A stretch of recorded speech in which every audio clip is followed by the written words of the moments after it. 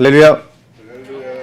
안식일 오후 이 시간에도 하나님 말씀을 듣기 위하여 이 자리에 오신 여러분들, 그리고 또 영상으로 보시는 부담교회 성도 여러분들께 하나님께서 크신 위안과 복을 주시기를 바랍니다. 할렐루야. 예수 그리스도 이름으로 하나님 말씀 증거하겠습니다. 오늘 오후에 함께 은혜 나누실 말씀은 요한복음 4장 46절에서 54절 말씀입니다.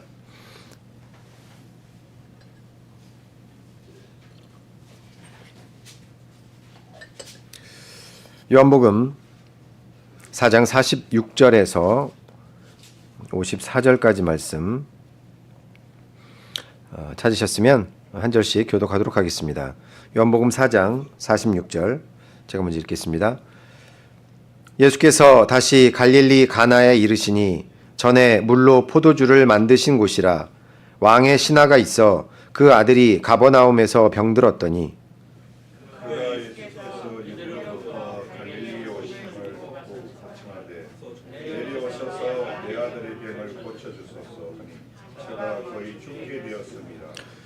예수께서 가라사대 너희는 표적과 기사를 보지 못하면 도무지 믿지 아니하리라.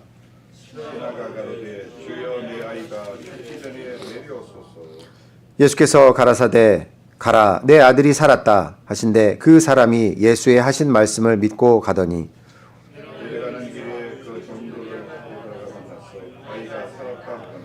그 낫기 시작한 때를 물은즉 어제 제7시에 열기가 떨어졌나이다 하는지라.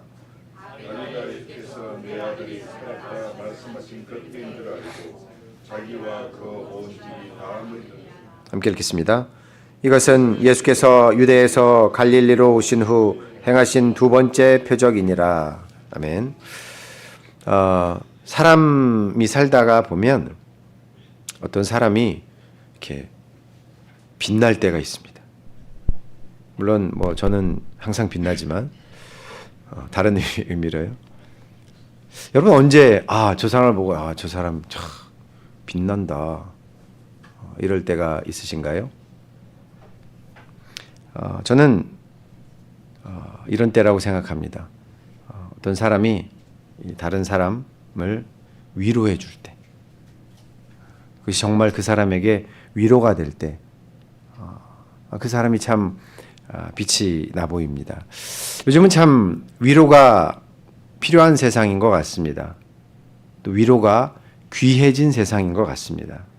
그만큼 사람들이 위로를 목말라 하는 것 같아요. 사는 것이 힘들고 각박해져서 그럴 수 있겠죠. 여러분도 역시 위로의 말을 사람으로부터 받아보셨을 텐데요. 어떤 위로의 말이 가장 기억에 남습니까? 밥 사줄게 이런 걸까요? 저는 이런 말이 아닌가 싶어요. 괜찮아. 다시 하면 돼. 그러나 이런 말이 말로만이 아니라 정말로 다시 할 수 있을 때 그 말은 위로가 되는 거죠. 언젠가 제가 학교에 있을 때 시험 기간이었습니다. 시험을 이제 치르고 이제 쉬는 시간에 한 학생이 얼굴이 하얘져 갖고 찾아왔어요. 그리고서는 자기 이제 답안지를 보여달라는 거죠.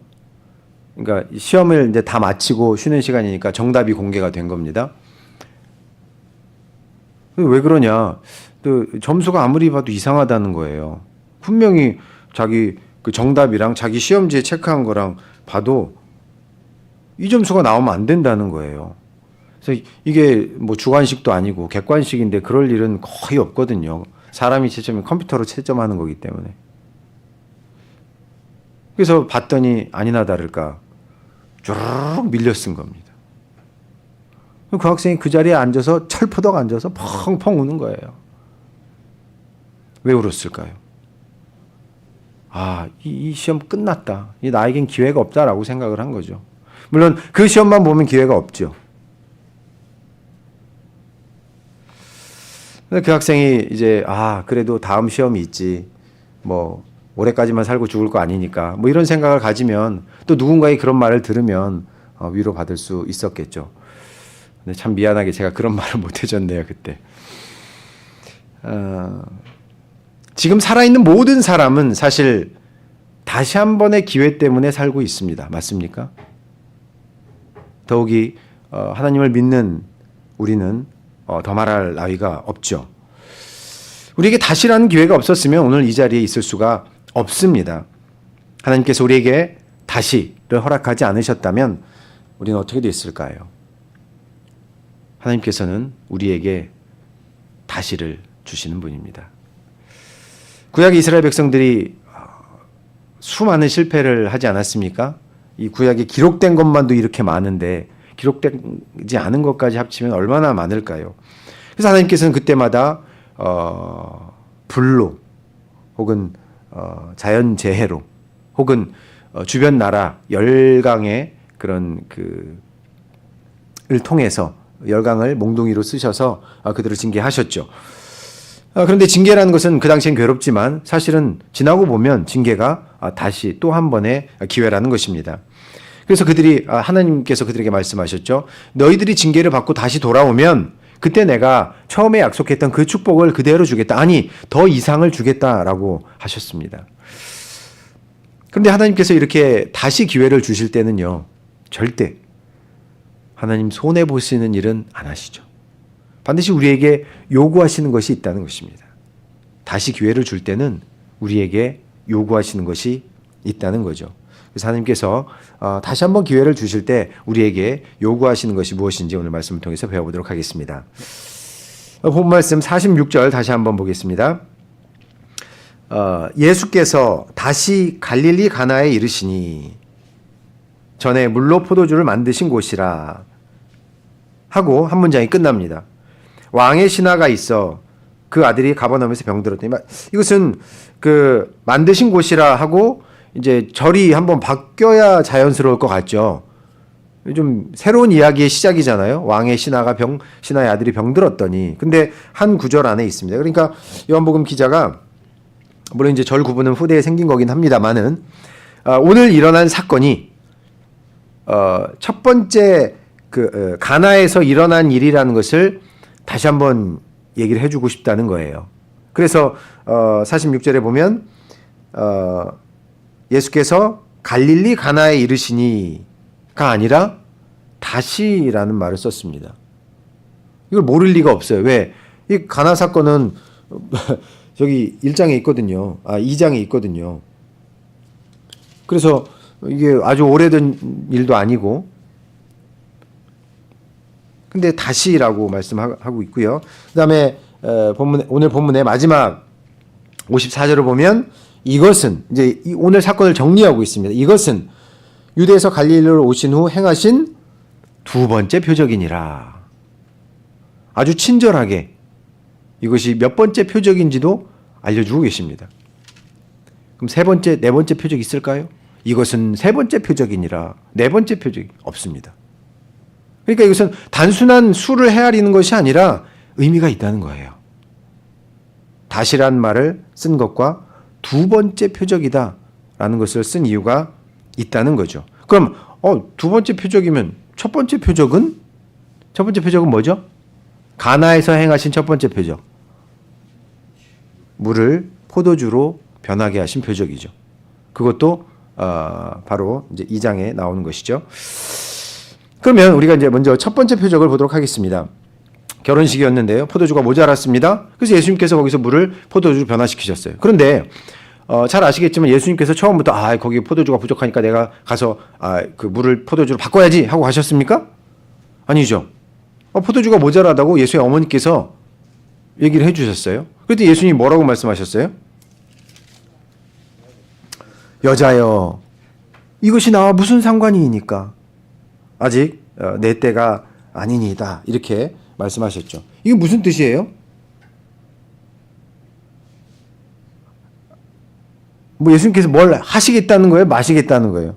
안 하시겠다는 거죠? 거절하는 것입니다. 아이고, 딴 사람도 아니고 어머니한테. 어머니가 좀 화가 나셨을 수도 있어요. 근데 마리아 그렇지 않았습니다. 그런데 이 첫 번째 표적의 결말이 어떻게 됩니까? 11절이죠. 요한복음 2장 11절. 예수께서 이 처음 표적을 갈릴리 가나에서 행하여 그 영광을 나타내심에 제자들이 그를 믿더라. 첫 번째 표적의 결과는 무엇입니까? 제자들이 믿더라. 예수님께서는요, 이 첫 번째 표적으로 그 영광을 드러내셨고요. 그것으로 인해서 제자들이 믿었습니다. 아시는 대로 표적이라는 것은 하나님의 주권이죠. 그 표적을 하나님께서 왜 행하실까요? 좀 전에 읽은 대로 표적을 행하시는 목적은 첫 번째는 하나님의 영광을 위해서입니다. 두 번째는 사람들의 믿음을 위해서죠. 다시 말해서 어떤 그 표적이 우리의 믿음이 나아지는데 전혀 도움이 안 되면 하나님께서는 표적을 행하시지 않는다는 거예요.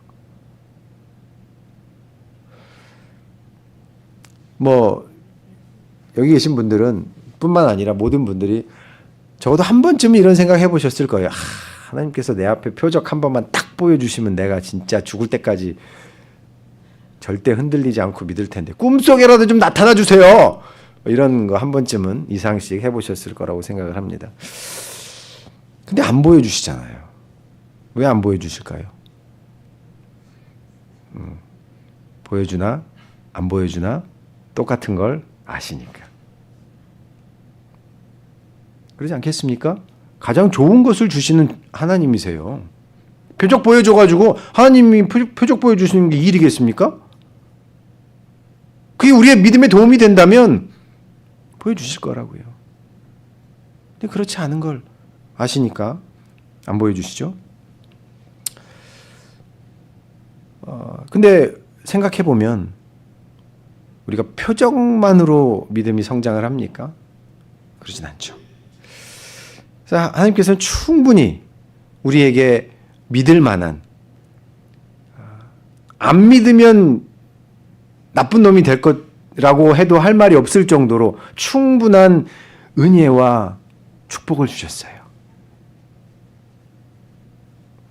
그런 생각도 해봐요. 표적은 도무지 일어날 수 없는 일이잖아요. 그래서 도무지 일어날 수 없는 일이기 때문에 못 믿을 것 같아요. 근데 일상에서 일어나는 일은 오히려 그 일을 통해서 우리가 그 안에서 하나님이 하신 일임을 발견한다면 우리의 믿음이 더 나아지지 않겠습니까? 그래서 우리에게 사실 우리가 몰라서 그렇지 우리의 믿음을 위해서 하나님께서 보여주신 그 은혜와 증거는 차고 넘칠 것입니다. 다른 교회 참예수교회 아니고 다른 교회 사람들은 몰라도 참예수교회 분들은 표적을 못 봤다고 하면 혼나야 돼요. 그죠? 우리에게 주신 가장 확실한 표적이 무엇입니까? 성령 주신 거잖아요. 성령은 표적이다라고 분명히 기록하고 계십니다. 이걸 보고도 이걸 경험하고도 표적을 주세요. 이러면은 너무 욕심이 지나친 거죠. 그래서 성령을 받은 우리 참예수교회는요. 믿음에서 떠나면 나중에 입이 10개라도 할 말이 없습니다. 그렇지 않습니까? 이렇게 예수님께서 이런 그 표적을 가나에서 행하셨는데요. 근데 그 가나에 다시 가신 것입니다. 그래서 어떤 일이 벌어졌냐? 다시 본문으로 가면요. 다시 가나에 갔는데 거기에 왕의 신하가 있었습니다. 그리고 그의 아들이 병이 들었죠. 왕의 신하 정도면 권력도 있고 돈도 있었을 것입니다. 그렇다면 자기 아들이 병이 들었는데 약도 써보고 의원도 찾아가고 해봤을 것이에요. 할 수 있는 것들은 다 해봤을 것입니다. 그런데 오늘 그가 예수님을 만나기 위해서 가버나움에서 가나까지 온 것이죠. 가버나움에서 가나까지 거리는 약 34km 정도 된다고 합니다. 이 사람이 어떻게 왔는지는 설명이 없지만 굉장히 먼 거리잖아요. 그 과거에. 그는 돈도 있었을 것이고 어디 가면 뭐 용한 의사가 있다라는 정보력도 있었을 것입니다. 근데 그가 예수님을 찾아왔어요. 왜 그랬을까요? 예수님이 아니고서는 방법이 없다고 생각을 했으니까 그랬겠죠. 세상에 어떤 아버지가 자기 아들이 죽어가는데 그냥 있겠습니까? 누가 자기 아들의 병을 고쳐준다고 하면 34km가 아니라 340km 지구 반대편도 갈 겁니다.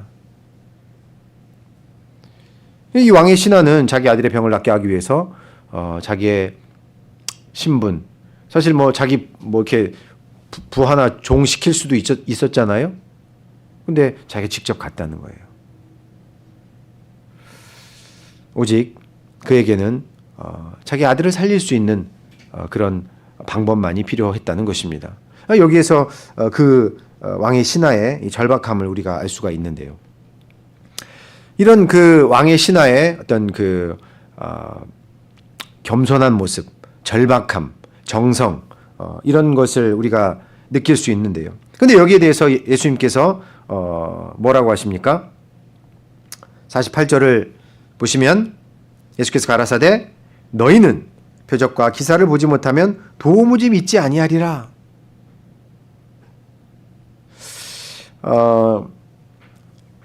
믿음에는 두 가지가 있는 것 같습니다. 첫 번째는 이렇게 표적과 기사를 보고 믿는 믿음.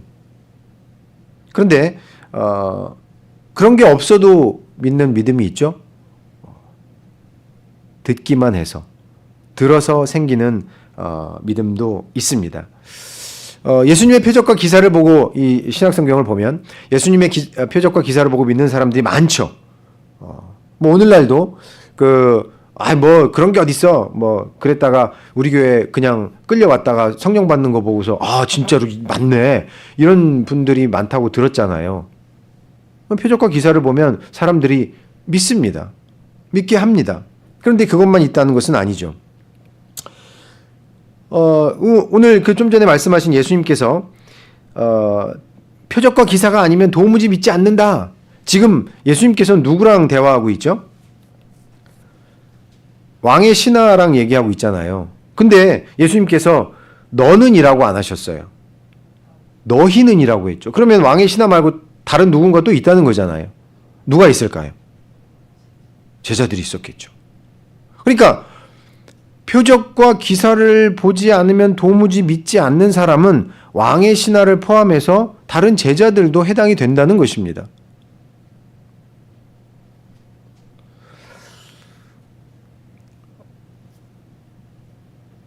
표적과 기사를 보고 믿은 사람들이 누구였죠? 아까 2장에서 읽었습니다. 첫 번째 표적을 행하시니까 그 표적을 행하시어 하나님의 영광을 나타내니 누가 믿었다고요? 제자들이 믿었어요. 근데 예수님께서 다시 가나에 오셨는데 또 제자들이 책망을 받았습니다. 그러니까 도무지란 말을 처음 온 신하한테 하면 이상하잖아요.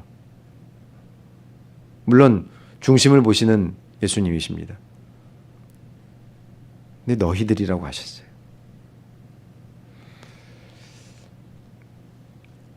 근데 이 믿음에는 표적과 기사를 보고 믿는 믿음도 있지만 그렇지 않은 믿음도 있습니다. 대표적으로 오늘 이 가나에서의 두 번째 표적이 기록된 사건 바로 앞에 있는 사건인데요. 4장 1절을 보시면 1절이 아니고요. 좀 내려가서 3절, 4절을 보시면 4장 3절 4절을 보시면 예수께서 유대를 떠나서 갈릴리로 가실새 어디로 간다고요? 사마리아로 통행하여야 하겠는지라. 그러면서 사마리아 여인과의 대화하고 있던 일이 쭉 기록이 되고 말미에 이제 오늘 다시 가나에 가신 사건이 기록이 된 거예요. 그럼 예수님은요, 이 사마리아에 우연히 가셨을까요? 뭐 들어보셨겠지만 그 갈릴리는 북부죠. 그 다음에 예루살렘, 유다는 남부에 있습니다. 그래서 갈릴리에서 예루살렘으로 혹은 예루살렘에서 갈릴리로 가려면 가장 빠른 코스는 사마리아를 가로질러 가는 거죠. 그런데 당시 유대인들은 어떻게 했다고요? 사마리아 사람들을 상종도 하기 싫기 때문에 삥 돌아갔단 말이에요. 근데 예수님께서는 유대인이면서 사마리아로 가셨어요. 힘드니까. 시간이 없어서가 아니라 뭐로 되어 있냐면 4장 4절 보시면 사마리아로 통행하여야 하겠는지라 라고 되어 있습니다.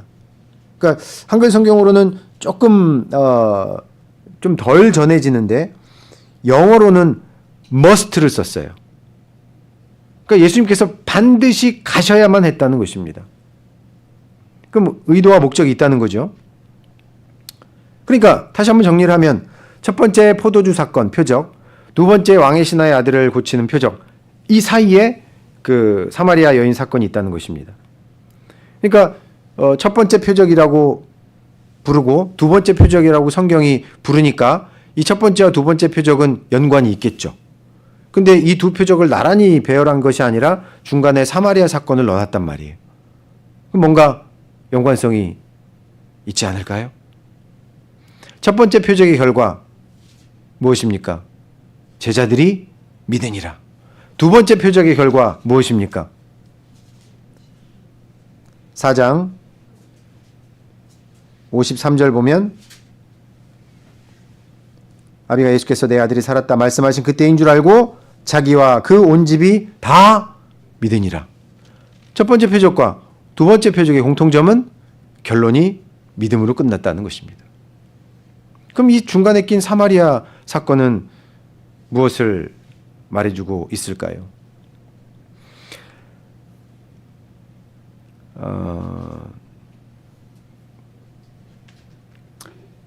두 번째 표적에서 예수님께서는 그 너희들은 도무지 표적과 기사가 아니면 믿질 않는구나 라고 말씀하셨어요. 아까도 잠깐 말씀드렸지만 이 도무지란 말은 물론 이제 원어에는 없습니다. 도무지란 말은 언제 씁니까? 언제 주로 쓰세요? 대부분 저기 자녀를 두신 분이니까 모르시는구나. 자녀된 분들은 아실 거예요. 도무지는 언제 자주 들어요? 잔소리 들을 때. 내가 몇 번을 말해야 알겠니? 치우라 그랬잖아. 거기에 놓지 말라 그랬잖아. 시간 지키라고 했잖아. 목 뒤까지 씻으라고 했잖아. 몇 번을 말해야 알겠어? 도무지 듣지를 않네 얘가. 이 도무지는 언제 씁니까? 앞에 이미 여러 차례 했다는 거예요. 그런데도 나아지지 않을 때, 도대체 희망이 안 보일 때 우리는 도무지란 말을 씁니다. 예수님께서 이런 말씀을 하신 거예요. 그러면 이 왕의 신하는 참 재수가 없는 걸까요? 자기는 처음 왔는데 자기한테 도무지! 근데 그렇게 말할 수가 없다는 것입니다. 왕의 신하의 믿음을 누가 잘 압니까? 예수님이 잘 아시죠. 제자들을 포함해서 왕의 신하 역시 도무지 표적과 기사를 보지 않으면 믿지 않는 믿음이었다는 거예요.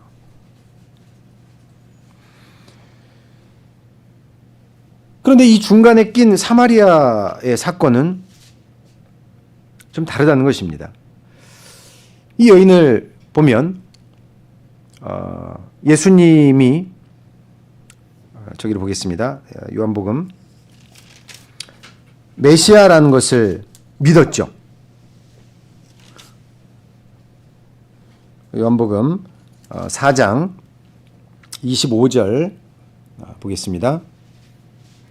4장 25절, 26절 제가 읽겠습니다.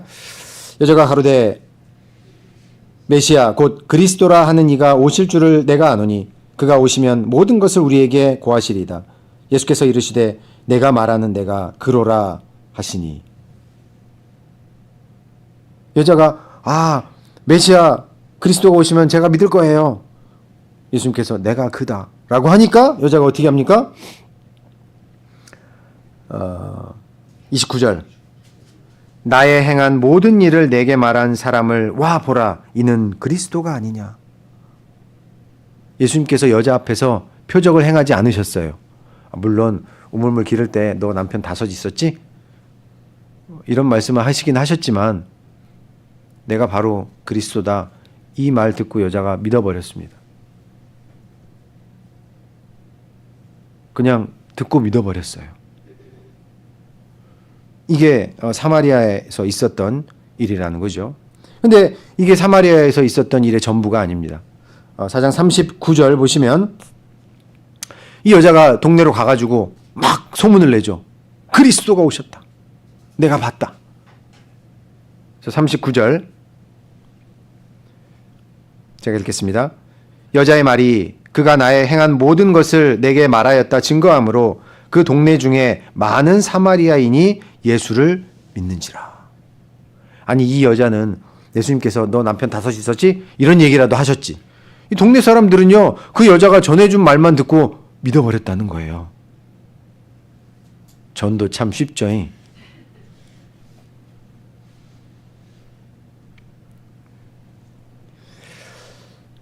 이 사마리아 사람들이요 그 여인의 말을 듣고 믿었습니다.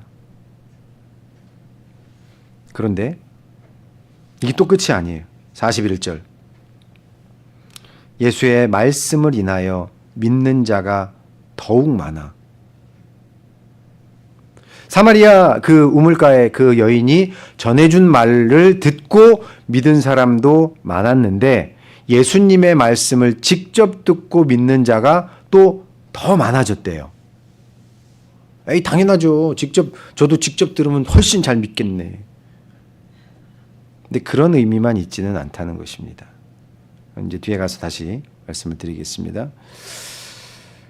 이것 때문에 이렇게 좋은 밭이 어디 있어요? 한마디 딱 했는데 다 믿어버려. 그러니 예수님이 안 가실 수가 있냐고요. 반드시 가셔야만 합니다. 누구를 데리고? 제자들을 데리고. 그래서 제자들은 도무지라는 말 들을만 해요, 안 해요? 들을만하죠. 일부러 데려가신 거예요.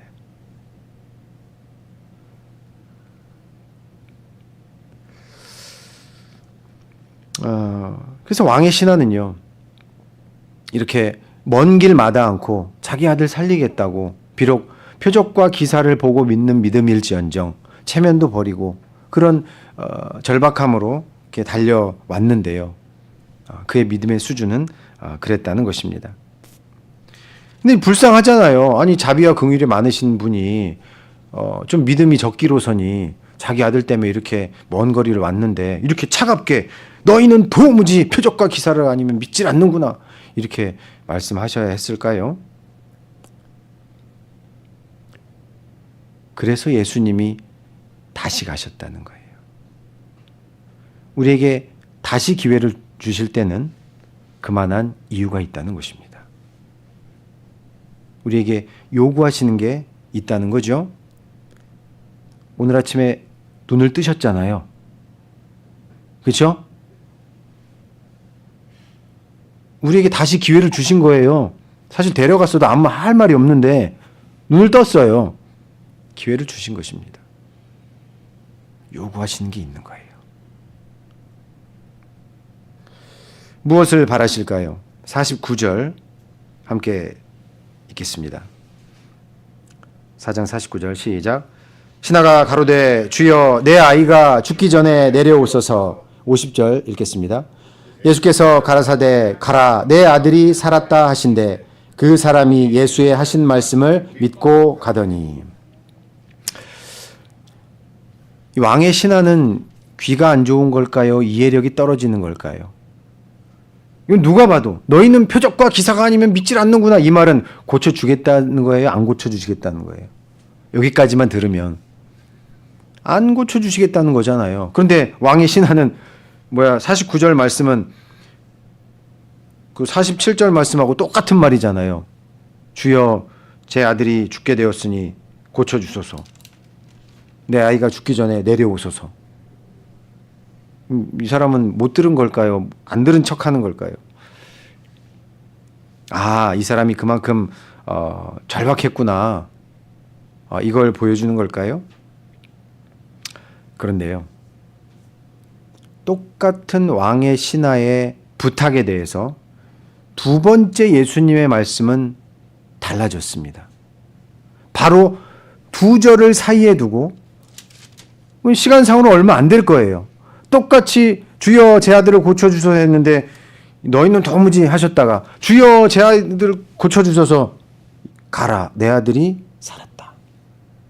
아니 어떻게 이렇게 짧은 시간에 좀 이렇게 책망도 더 하시고 교훈도 막 주시고 해가지고 제가 깨달았습니다, 그때서야 가라 하는 게 좀 일반적인 어떤 레파토리 같잖아요, 느낌이. 근데 그렇지가 않아요.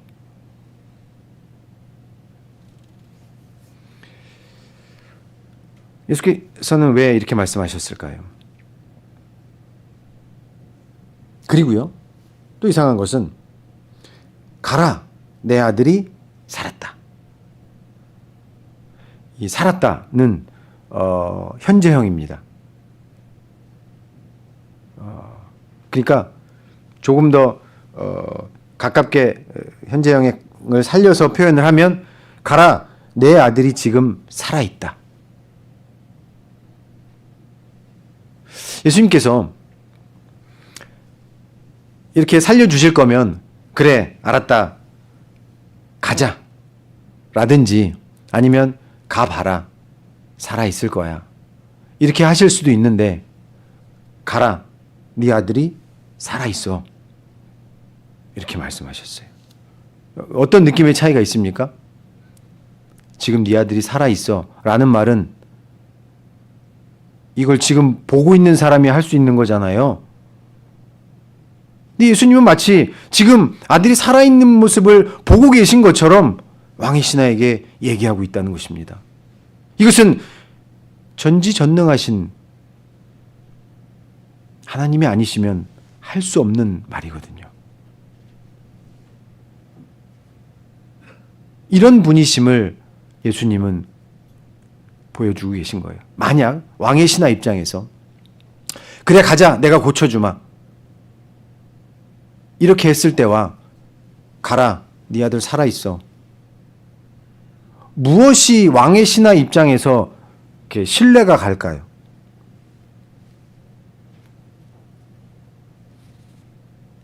첫 번째가 아닐까요?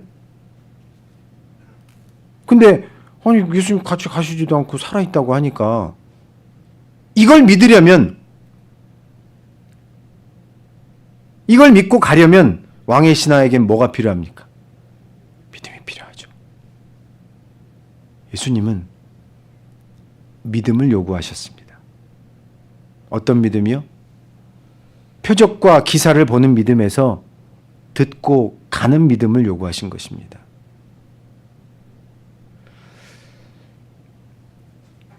예수님은 왕의 신하의 그 믿음의 상태, 마음을 다 아시죠? 만약에 그가 여전히 가라 내 아들이 살았다 라는 말을 듣고도 아니 예수님 그러지 마시고요, 가서 좀 안수도 해주시고 기도도 해주시고 그래야 낫죠, 이런 사람이었다면 예수님께서 이렇게 말씀하지 않으셨을 것입니다.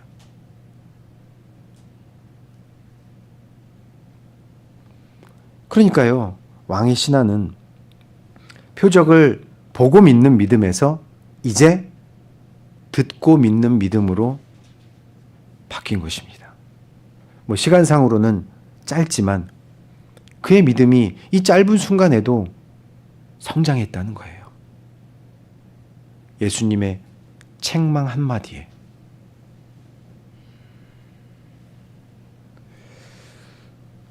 이 사마리아 사람들은요, 듣고 믿었죠. 처음엔 여인이 한 말을 듣고 믿었고요. 그리고 아까 읽었습니다마는 다시 한번 42절 보시면 아까 41절 읽었죠. 예수의 말씀을 인하여 믿는 자가 더욱 많았는데요. 42절 그 여자에게 말하되, 그 사마리아 이제 예수님께 직접 듣고 믿은 사마리아 사람들이 처음에 전했던 여인에게 말하기를, 이제 우리가 믿는 것은 내 말을 인함이 아니니 이는 우리가 친히 듣고 그가 참으로 세상의 구주신 줄 알미러라 하였더라. 이 사마리아 사람들은요, 이 짧은 순간에 믿음이 폭풍 성장을 해버렸습니다. 처음에 사마리아 여인은, 우물가의 여인은 그 예수님의 그 말씀을 듣고 내 남편이 다섯이 있었다라는 말씀을 포함해서 말씀을 듣고 믿었고요. 그리고 사마리아 동네 다른 사람들은 그 여자가 전한 말을 듣고 믿었고요. 그 전에서 들은 사람들이 이제는 예수님의 말씀을 친히 들었다고 하고 있습니다.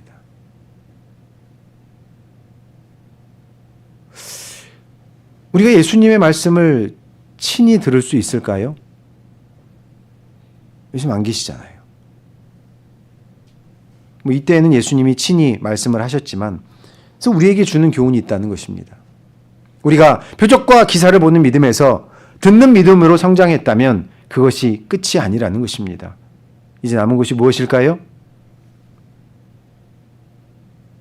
예수님의 말씀을 친히 듣는 믿음으로 성장해야 한다는 것입니다. 이 사마리아 사람들은 예수님의 말씀을 친히 들을 수 있는 귀가 생긴 것입니다.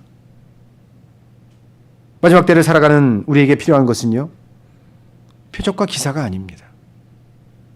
우리에게 듣는 귀가 필요하다는 것입니다. 그래서 계시록 7교회에 주님께서 주신 여러 가지 책망과 칭찬이 있지만 7교회에게 동일하게 하신 말씀이 있어요. 무엇이죠?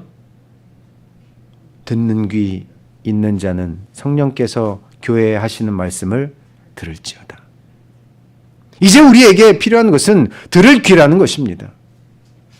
더 이상 표적과 기사를 위해서는 안 된다는 거예요. 제발 제 믿음을 성장하게 은혜로운 말씀 좀 들려주세요. 그게 아니라 어떤 말씀이 나오더라도 내가 들을 수 있는 귀가 있어야 된다는 거예요.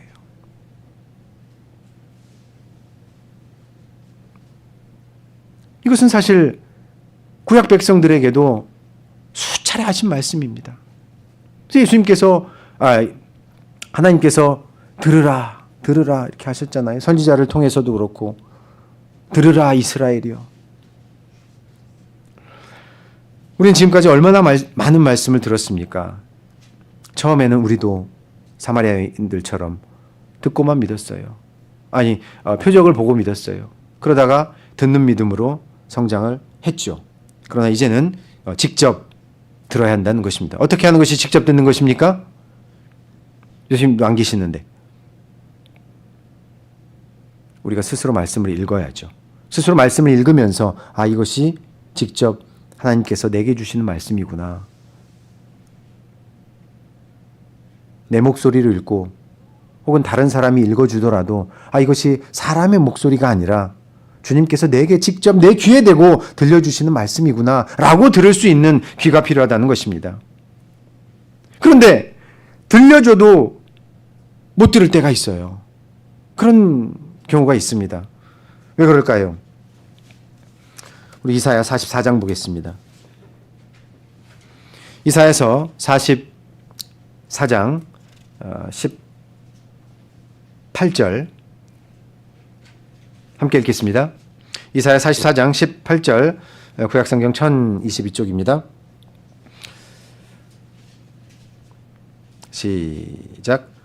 그들이 알지도 못하고 깨닫지도 못함은 그 눈이 가리워져서 보지 못하며 그 마음이 어두워져서 깨닫지 못함이니라. 뭐의 문제래요? 눈과 마음의 문제라는 것입니다. 눈과 마음은 연결돼 있죠? 보는 것이 내 마음에 남아요. 또 내가 보고 싶은 것을 내 눈으로 봅니다. 그래서 눈과 마음은, 그래서 우리는 눈 관리 잘해야 됩니다. 이때 당시에는 이 이스라엘 백성들이 우상을 섬기는 것 때문에 이런 마음의 문제가 생긴 거죠. 하나님과 우상을 겸하여 섬길 수가 없는데 이들이 이랬다는 거예요. 그래서 우리가 나의 믿음을 돌아볼 때 아직도 제자리고 작년과 변함이 없고 아직도 표적과 기사만 바라고 있고 좋은 말씀, 나를 감동시킬 수 있는 말씀, 그런 말씀만 기다리고 있다면 내 귀를 점검해 봐야 합니다. 아니, 내 마음을 들여다볼 수 있어야 하는 거죠. 내 마음에 어느 한 구석에 아무리 작더라도 우상과 같은 것이 있지는 않은가. 내 마음을 나누어 놓는 그 무언가가 있지 않은가 살펴봐야 한다는 것입니다. 만약에 하나님의 자녀가 우상을 섬기고 있다면, 그래서 마음에 문제가 있다면, 말씀이 들어가질 않는다면 하나님께서는 어떻게 하실까요? 우리 호세아서 2장 보겠습니다. 호세아 2장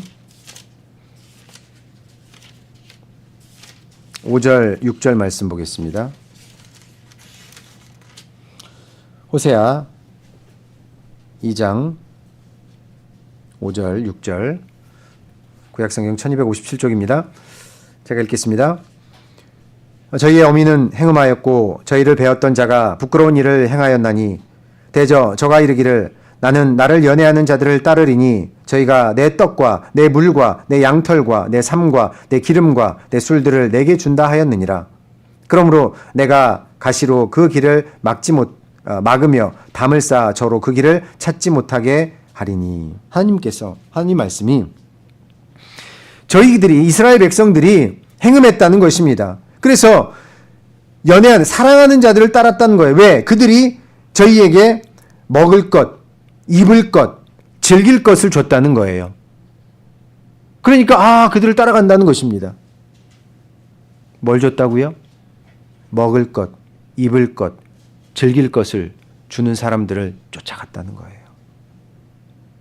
근데 하나님이 어떻게 하시겠대요? 6절에 보니까 내가 그 길을 막겠다는 것입니다. 내 사랑하는 자녀가 나를 버리고 먹을 것, 입을 것, 즐길 것을 쫓아갈 때 내가 가시와 담을 쌓겠다는 겁니다. 그 가는 길이 아프다는 거예요.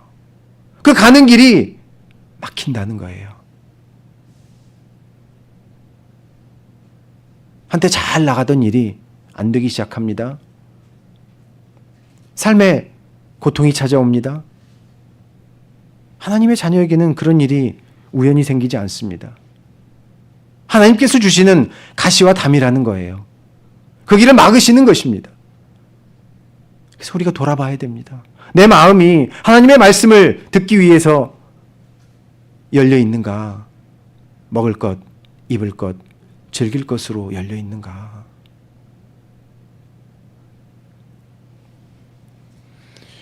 표적과 기사를 믿던 왕의 신하에게 하나님께서 고난을 주셨습니다. 왕의 신하면 사실 별로 부러울 게 없잖아요. 근데 그에게도 고난이 생겼다는 거예요. 그런데 그가 그 고난을 만나서 교만하지 않았던 것입니다. 고난을 주어도 돌이키지 않는 사람을 성경은 교만하다고 하고 있습니다. 그래서 그 왕의 신하는 보는 믿음에서 듣는 믿음으로 성장할 수가 있는 거죠.